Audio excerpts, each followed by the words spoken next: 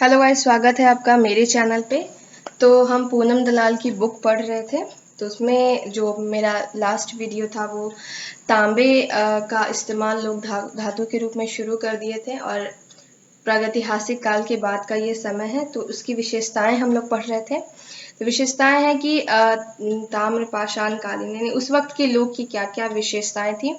तो वे पक्की ईंटों के जानकार नहीं थे, यानी लोग पका के नहीं ईंट इस्तेमाल करते थे और ज़्यादातर घास फूस के घरों में रहते थे जो कि मिट्टी की ईंटों से बने होते थे।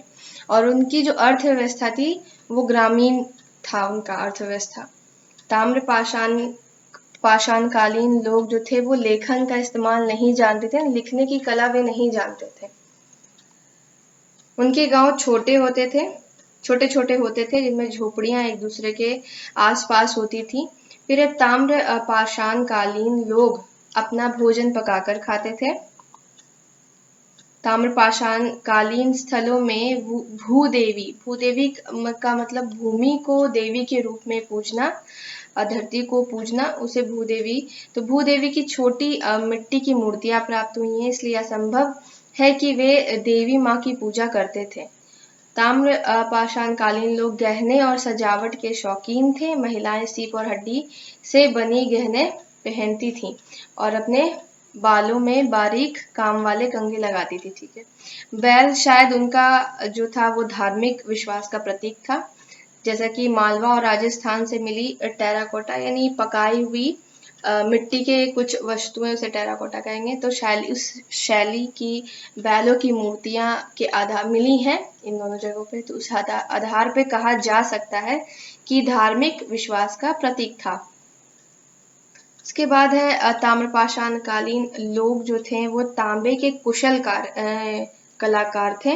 वे तांबे को गलाने की कला भी जानते थे और साथ ही बहुत अच्छे शिल्पकार भी थे। और ये सब जो है ये पत्थर है, क्रिस्टल है और ये सब पत्थर है। तो इनसे मोती भी मतलब मूल्यवान मोती भी वे लोग बनाते थे। ताम्रपाषाण कालीन लोग जो थे वो कताई और बुनाई के जानकार भी थे। और बस्तियां जो थी वो दक्षिणी पूर्व जो इनकी थी यानी राजस्थान, दक्षिणी पूर्व राजस्थान, पश्चिमी मध्य प्रदेश, महाराष्ट्र के साथ साथ दक्षिणी पूर्वी भारत के अन्य और भी भागों में पाई जाती हैं। पर उनमें अनाज के उत्पादन और खाने में मिट्टी के बर्तनों में और बहुत सी बातों में निश्चित तौर पर प्रांतीय मतलब हर प्रांत का अलग अलग एक विशेषता था और असमानता है हर प्रांत में। उनके खाने में या मिट्टी के जो बर्तन बनाने का उनको कला था, इन सब में असमानता है। उदाहरण के तौर पे पूर्वी भारत चावल का उत्पादक था, यानी भारत के पूर्वी भाग में उस वक्त लोग चावल उत्पाद करते थे, जबकि पश्चिमी भाग में किस चीज का उत्पादन था, तो गेहूं और जौ का। महाराष्ट्र में मृतक को उत्तरी दक्षिणी दिशा में यानी जब दफनाया जाता तो मृतक को उत्तर दक्षिणी दिशा में दफनाया जाता था, जबकि दक्षिणी भारत में उन्हें पूर्वी पश्चिम यानी उल्टा पूर्वी पश्चिम दिशा में दफनाया जाता था। पूर्वी भारत में आंशिक रूप से मतलब उस वक्त पूर्वी भारत में आंशिक रूप से यानी कभी कभी मृतकों को दफनाने की भी प्रथा थी। फिर है ताम्र पाषाण कालीन लोगों के बीच शिशु मृत्यु दर बहुत ज्यादा थी। जैसा कि पश्चिमी महाराष्ट्र में बड़ी संख्या में शिशुओं को दफनाने के साक्ष्य ज्ञात है। तो आता भी है क्वेश्चन में कि शिशु दर की जो सबसे ज्यादा मिली है शिशु मृत्यु दर की, तो वो सबसे ज्यादा महाराष्ट्र में मिली थी और शिशुओं का कंकाल तंत्र मिला, उनके साक्ष्य मिले दफनाने के। तो समाज में सामाजिक असमानता का भी दौर शुरू हो गया था, क्योंकि लोगों पे शासन करने वाले प्रधान आयताकार घरों में रहते थे, जबकि आम लोग गोल झोपड़ियों में रहते थे। यानी जो उस प्रांत का प्रधान होता था वो आयताकार घर में रहता था और लोग जो है वो गोल झोपड़ियों में रहते थे, जो कि मिट्टी और घास फूस के बने होते थे। उत्खनन से प्राप्त कुछ ताम्र पाषाणकालीन स्थल हैं जिनके विशिष्ट जो पहलू हैं वो इस प्रकार है।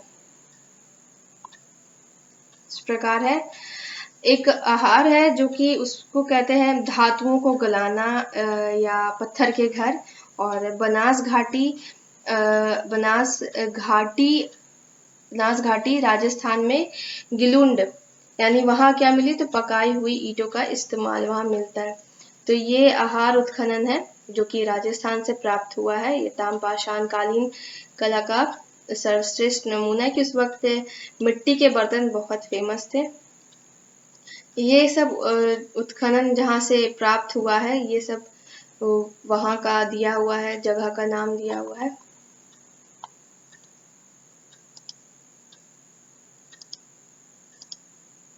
One second.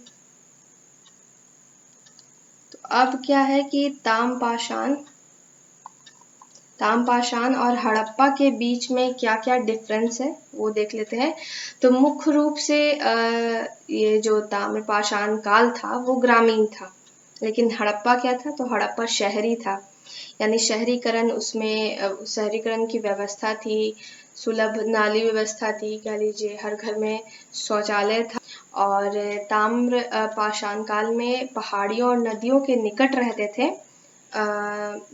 पहाड़ियों मतलब इन लोग का जो एक घर होना चाहिए था वैसा निवास स्थल नहीं था इन लोग का। ये लोग पहाड़ियों में और नदियों के तलछट में रहते थे।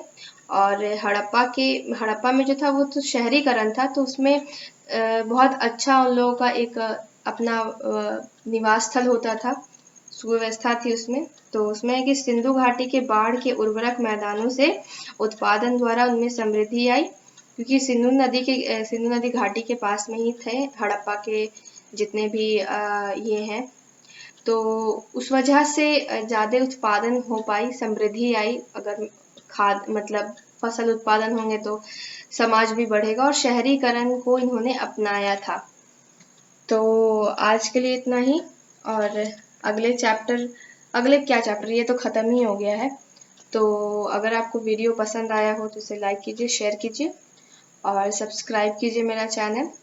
अगला जो चैप्टर है वो आपको पूनम दलाल का वो है हड़प्पा सभ्यता ही पढ़ना है हम लोग, कांस्य युगीन सभ्यता, क्योंकि इसमें कांसे का इस्तेमाल करना शुरू कर दिया था लोगों ने।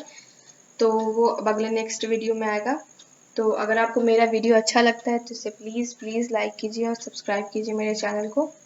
Thank you.